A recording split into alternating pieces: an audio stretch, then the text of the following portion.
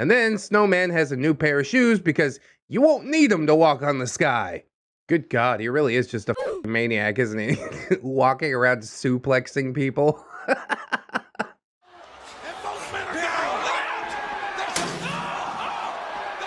Hello friends and welcome back to ReddX, your source for the freshest daily cringe content anywhere on the internet. Promise, swearsies, it's just a fact and it's totally science. Go ahead and look it up if you want. Today we're jumping into r/Tales-of-Neckbeards. We are continuing the Snowman saga. Yes, if you'll remember from the last video, he's basically a total Chad that is capable of beating down anybody that comes at him, but he looks like a neckbeard on the outside, so people try to pick on him relatively often, and he's forced to be the arbiter of justice, bring a little bit of karma down on their heads. The OP for these stories is user Witchfinger84, and I am so grateful that he allowed me to read his Must Love Spiders series on my creepypasta channel, Dayton Dies. He's also got his own audiobook going on called Hell Patrol, so that might be something that you're interested in. I will leave a link to that in the comments. But yeah, let's get a few more plugs and disclaimers out of the way, and then we will dive right back into some of this Tales of Neckbeards cringe. Snow in my house.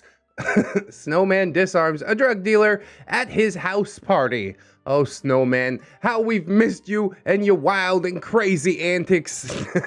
I don't know why you got a drug dealer with a gun at your house party. I'm cool with drug dealers, but it's mostly just the weed man, you know? And usually he doesn't carry a gun. He's like, okay, we're cool. You want to rob me? Okay, I guess I'm growing some more back at the house. That's fine. Enjoy it. I just ain't gonna sell to you ever again. Oh, hi there. Hi, Witchfinger84. Nice to meet you. Hostages? No, it's all voluntary, isn't it? Isn't it? If you're new here, you'll want to read the first tale of Snowman, the Mega Chad that you'd mistake for a neckbeard, right over here. Yeah, playlist down in the description, etc., etc. This is another adventure of Snowman, the Mega Chad disguised as a beardo. We gotta shorten that name up, as selected by the commenters in the last thread. Some Snowman stories are as short as they are violent, and there is a couple of reasons for this. The first is that, as Jiminy Cricket, I wasn't around when Snowman did wacky maniac felon type of shit. Partially because I didn't want to be around that behavior, and partially because Snowman also didn't want me around that kind of behavior. Did Pinocchio and Jiminy Cricket get separated in the movie all that much? I don't recall 100%. I do know they were separated at least a little bit at one point, and that must have been when all the felon things went down. Snowman needed Jiminy Cricket to stay on the right side of the law, because, yeah, most of his buddies were fuck-ups, like him, that had trouble making it in society with the burdens of their bad decisions weighing down on them. After all, we weren't useful to each other if we were both maniac screw-ups. Yeah, we gotta have one guy that's, you know, buddy-buddy with Johnny Law. We can't both go to jail. So a lot of times, I'd give him a ride to work or back home, and he'd tell me a story that was basically just a 2-sentence legacy of violence. Is he the strong, silent type? He's definitely strong. He seems silent as well. They were bangers like, "Some dude on the block threw a bottle at me while I was walking my dog. I took him feet to Jesus. Some guy was talking shit at a party last night. He went feet to Jesus. This guy didn't like the way I was talking to his girl, so I made her my girl by taking him feet to Jesus."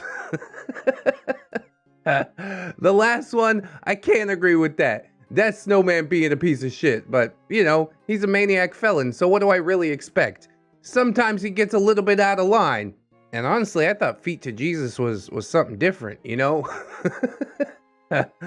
You know, like ladies going feet to Jesus. That's a different kind of thing, isn't it? So yeah, feet to Jesus is a common theme in Snowman stories, if you couldn't tell. It's actually kind of odd that there was no feet to Jesus in Snowman on a train, but that seems to be the exception and not the rule. Yeah, it's hard to go feet to Jesus on a bus. Like, you punch them and knock them out, and basically they just end up sitting down in a bus seat. Maybe their head slumped against the window or something like that. So, what is feet to Jesus? It is a suplex, the tombstone pile driver. Your feet go up, your head goes down, you kiss the concrete, and then Snowman has a new pair of shoes because you won't need them to walk on the sky. Good God, he really is just a fucking maniac, isn't he? Walking around suplexing people.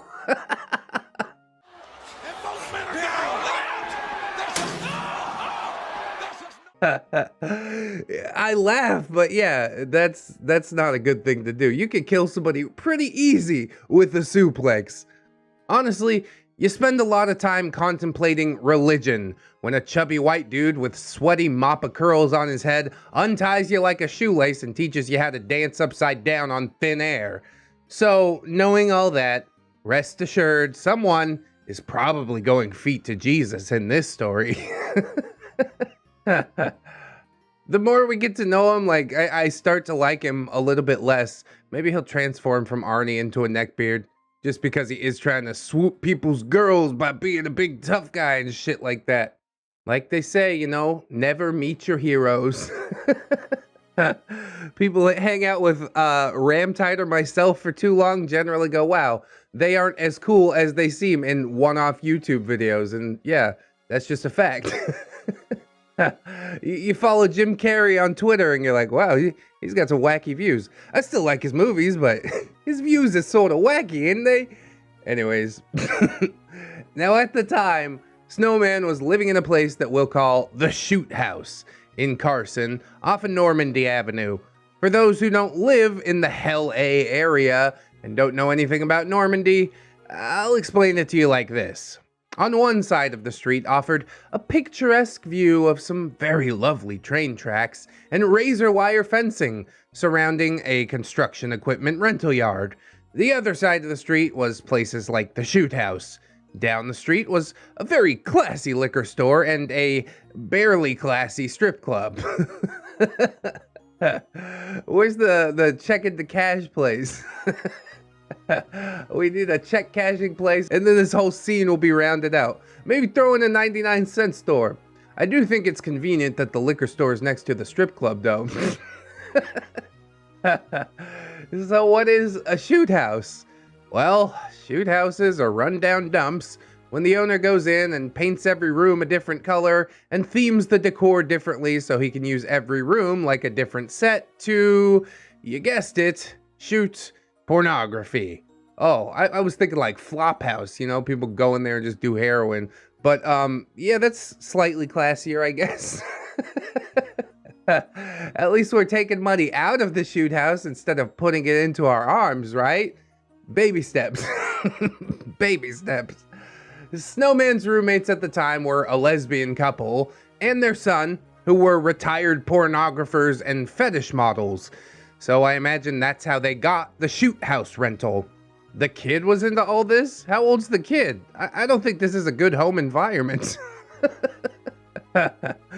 Mom quit the adult business when she had her kid, but years later, once the little spawn was old enough to be left alone for a decent amount of time, she opened up a catering business that specialized in catering bondage balls and fetish events. I really thought she had like a catering business. I'm like, oh, she's making cake pops now. That's wholesome. No, that's not the case. As you can imagine, it's a pretty good niche to fill, because I'm pretty sure the Cheesecake Factory isn't really the best place to serve finger foods to gimps and leather daddies. I see. So it is catering food. They just do special events. I'm not sure if I can call it wholesome, but you're moving in the right direction. Everything's fine here, I'm pretty sure. At the end of the day, you go with what you know, and Mom knew two things: fetish photography and cooking. So the Kinkster roomies were pretty cool. And they liked having Snowman around because he could do stuff like open peanut butter jars. I set that peanut butter jar feet to Jesus. He also moved furniture around and was a positive male role model for their young son, whom he got along with really good. I don't think he's really that positive of a male role model, but I guess it's the closest thing that the kid gets. So, sure, why not? Snowman's actually pretty great with kids. He even made one once, but it died in a car accident. Jesus Christ. This guy has so much tragic backstory that his own child dying in a car accident is a footnote. God damn. All of a sudden the laughing stops. That hurts. As you can imagine, the shoot house was an absolute cast of characters. Between Snowman knowing a bunch of gangsters and drug dealers, and the Kinksters knowing all the dominatrixes and freaks, there was always somebody interesting rolling through the shoot house. It was basically a microcosm of the entertainment triangle: porn people, convicts, and Hollywood wackos. That's basically how the industry works. Yeah, welcome to LA. God, I was so glad to get up and out, let me tell you that. If you think they sound like interesting people to hang around with, you won't think that after you get stabbed in the back by them 5 or 6 times. This is why I have a trust no one mindset, you see. Anyways, the big shot Hollywood people invited the porn people to their parties because Hollywood big shots won't show up to any party that isn't full of starfuckers and models, and convicts do all the work because most on-set work is really fucking hard, and nobody who has any better options would ever do it. So you meet a lot of forklift operators with great stories about jail. The entire entertainment industry is basically LGBT, fresh out of prison, operates heavy machinery, and is on OnlyFans. Pick 2. Jesus. I guess my experience in the entertainment industry was a little bit different, mostly because it was NIFA, you know, so you had students instead of convicts, and those students were fresh-faced, man. They wanted to work so hard, bro. And then after 1 month of shooting, they're basically broken and leave the industry forever. That's kind of what happened to me too. Even as an editor, I didn't have to do any heavy lifting, but I'm like, yeah, I don't think this is for me. Ahem. Moving on. One day, some of Snowman's grimy friends were over at the shoot house smoking blunts and drinking 40s, as grimy friends are wont to do. I used to be one of them's. Probably not as crimey, but definitely grimy. I personally was not invited to this get-together because, as I explained earlier, Jiminy Cricket stays clean, and there may or may not have been commerce of an allegedly less than legal nature taking place in that space. In euphoric Neckbeard voice, but you can't objectively prove that. Honestly, go around, ask all of those people for their medical weed cards. I bet you money that one of them is missing it, all right? Is that the less than legal thing that we're talking about? Or is there something even worse than that? I am curious. Now, on this day, Kmart was in the building. Oh, big old Kmart, let me tell you. The hell they call him Kmart for? Kmart was a big, half-Samoan drug dealer that Snowman and I had both known from a young age. I actually went to elementary school with Kmart before he grew up and became a dealer. You gotta do what you gotta do, I suppose, but hopefully you use the money that you make from dealing to get up and out, and then you don't have to do it anymore. I had one dealer that did exactly that, and I was super proud of her. And then I had another dealer before the one that got up and out, and yeah, he basically crashed and burned. Kept trying to do it bigger and better and ended up going to jail for a very long time. Did you know LSD is like a really, really bad felony? If it was just weed, it'd probably be all right. But yeah, You can't screw with acid and expect to stay a free man. Anyways, I knew him pretty well because Kmart and I were both problem children with behavioral issues in class, and the teachers often bundled us up and shipped us off to the school counselor in group sessions. Back then, the logic was that if you put a couple of fuck-up kids together, maybe they'd be friends, and the two wrongs could make a right. What the hell kind of math is that, dude? No, they're just gonna team up. This school's stupid as hell. This was in the early 90s. The Columbine school shooting didn't happen until 99. We didn't say kids were on the spectrum or had Asperger's or any of that stuff yet. They didn't think twice about just bundling up all the dipshit kids with attitude problems and putting them in one room. Yes, indeed, I was one of those dipshit kids, I'm pretty sure. I got sent to a couple of different schools because of my attitude problem, and guess what? Nothing's really changed. Just nobody can't tell me nothing no more.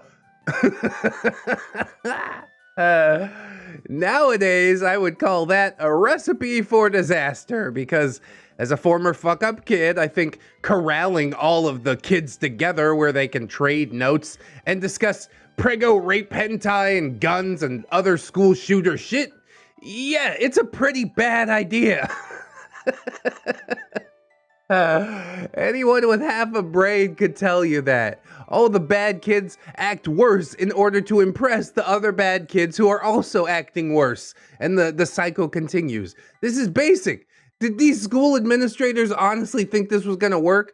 Or they just didn't care? I'm gonna lean on they just didn't care because it's such a bad idea. I don't understand how anybody could have it and legitimately go, yeah, that's gonna work, let's try it out. But that was what they did back then. So me and Kmart were pulled out of class every couple of weeks to go and talk to the school counselor about socializing and playing nice and not becoming murderous drug dealer menaces to society when we grew up. Which I guess only worked for one of us. That's called foreshadowing. I'm glad you didn't fall into the whole with this kid, OP. It probably would have been pretty easy to do, but you picked the right path and I'm proud of you. Anyway, Snowman, Kmart, and I went way back, but once he became a bad dude, I didn't really hang out with Kmart a lot because I was Jiminy Cricket. I'm saying this right now, Snowman was also not Kmart's biggest fan. You know how after high school, sometimes you have friends that are kind of grandfathered into your social circle and stick around because they've got tenure.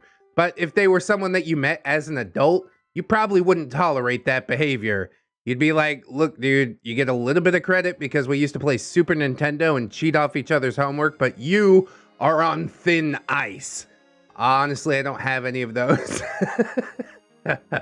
I don't obey that social contract. I scrape them off. I cut them out. Instant. Don't even think twice about it. I ain't wasting my time. But this is what Snowman and Kmart were like. The truth was, Snowman didn't even really like Kmart because Snowman felt like every time Kmart came around to party, he always got a little too wild and a little too rowdy. And Snowman always had to tune him back down with his knuckles. You'd think that he'd learn a lesson after a couple times, but yeah, some people just never do. Regardless of what you think about Snowman's home life, he was smart and compassionate enough to know that beating up a drug dealer in his living room every weekend wasn't really a good look for the kid in the house. So after a chain of events like this, he stopped inviting Kmart over. Oh, look at this. Everybody's learning. I like how we're all concerned about the kid. Like, you know, living in a pornography house, that's totally fine. But oh, God forbid he sees a drug dealer get beat up a couple times. Come on, bro. This kid is screwed either way. I hate to just write it off like that. But he needs a lot more help than just not beating up a drug dealer is going to provide. So ludicrous. The straw that broke the camel's back was the time that Kmart came over, got a little too frisky, and started flashing his piece around. Yes, he had a gun. Yes, it was loaded. And yes, he was waving it around in a drunk and or high state. Yeah, that's definitely a bad look. Never point a gun at anything that you aren't willing to say goodbye to. And waving it around the room, yeah, everybody is in danger right now. I'm pretty sure they all realize that, but luckily Snowman is the one that steps up and does something about it. I understand you're a big Samoan drug dealer with a gun, but I've been shot in the gut 3 times and I still stomped that dude out. So here we go, feet to Jesus. As I mentioned in our first story, Snowman is not only not afraid of guns at all, but he has in fact bet his fists against a gun and won. Yeah, I seen it. Not seen it, but I read it. He decided that day that a half-wasted drug dealer waving his piece around was not the kind of environment that he wanted himself and his roommates to be in. So what happened next? Remember what I told you about the 2-sentence legacy of violence? Sentence 1, he took Kmart's gun right out of his hand. Sentence 2, Kmart went feet to Jesus. So I guess the thumbnail is a little bit wrong on this video.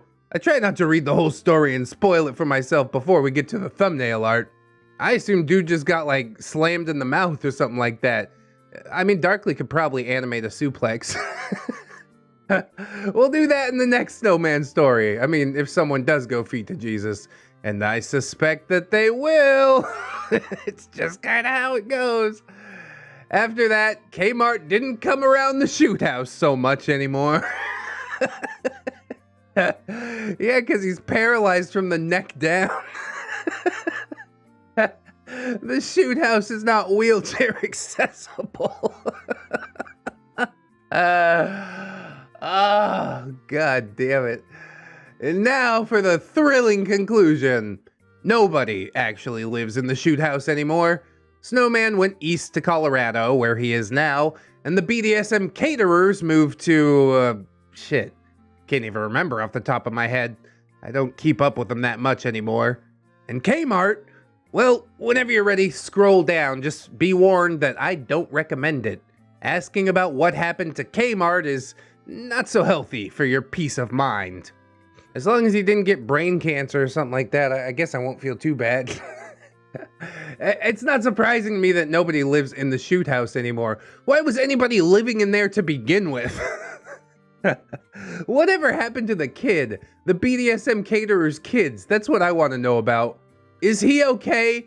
Did he grow up relatively normal? Please confirm or deny. I guess OP doesn't know if he doesn't even know where they moved to. But anyways, yeah, what happened to Kmart? Let us know. You just had to find out, didn't you? Kmart is currently serving 286 to life for rape and murder.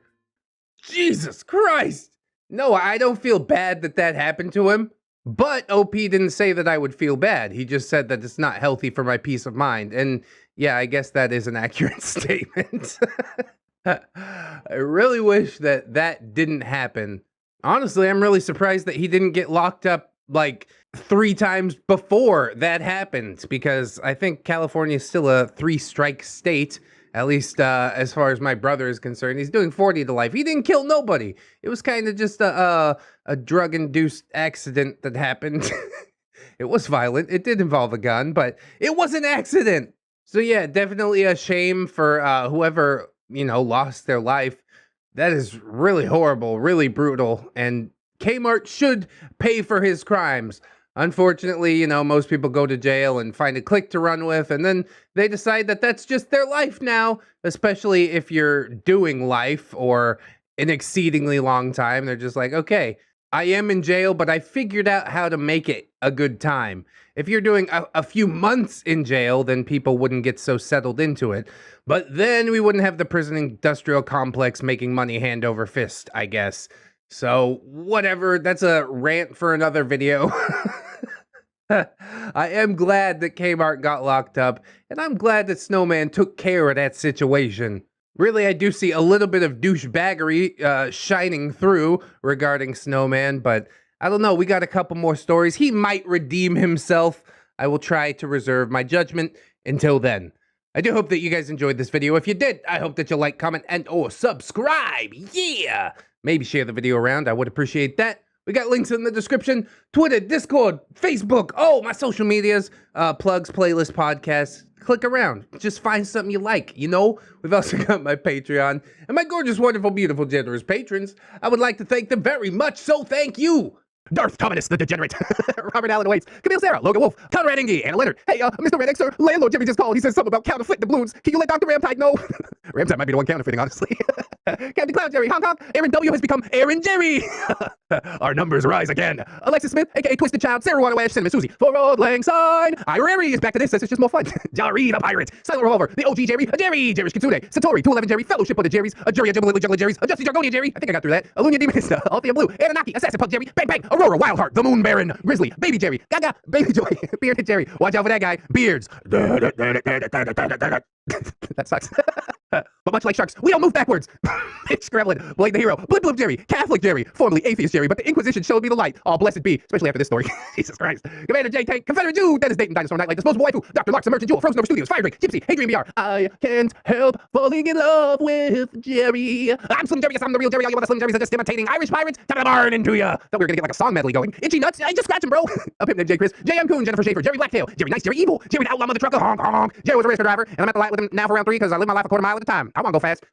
John Hero, John Jerry, Jingle Irishman. Hey, that's my name too. Simbufa, because if you're boofing is free, KJW, Kajow, Crewhee, Miss Monday, Lord Jerryo, leader of the Thunder Jerrys. Like and subscribe. Lady DX, Melgar the Destroyer, Metal Effector. Now 10 out of 10 dentists agree he is more mental than Arthur Henry, as well as Jerry and Tom and ReddX. Totally facts, totally science, but it's totally not. Mr. Carrot 797, Natari, Needless King 89, Nightmare Jerry, on a quest to shave the stash of Jerry Aldo Rivera with Landlord Jerry, and 3-time Waffle Stop World Champion is Mr. J. Poor Jerry Aldo Rivera doesn't even know what's coming for him. Origami Steve hit Jerry with a bag of bottles after catching him cheating with Tom. That's right. Divorce, I say. Phantom and Pines, Jerry Kiss and Jerry Beth, Ramtide, Lacrinates, Rose Jerry Miller, TSM Kirby, Sarita the Lolita, Saucy Octopus, Silo Imp, Samples, aka Jerry Yeet, Stephanie Good Nurse, Synaptic Broomstick, Brilliant Tomato, Tapioca Baloo, Take Affair, Teddy the Police, 10-Ton Monster, That Italian Greyhound, Dino, whatever, the Littlest Who, the Token Trans Queen Jerry. I did not hit her. It's bullshit. I did not hit her. I did not. Oh, hi, Jerry. I am slain. The one true Fusky.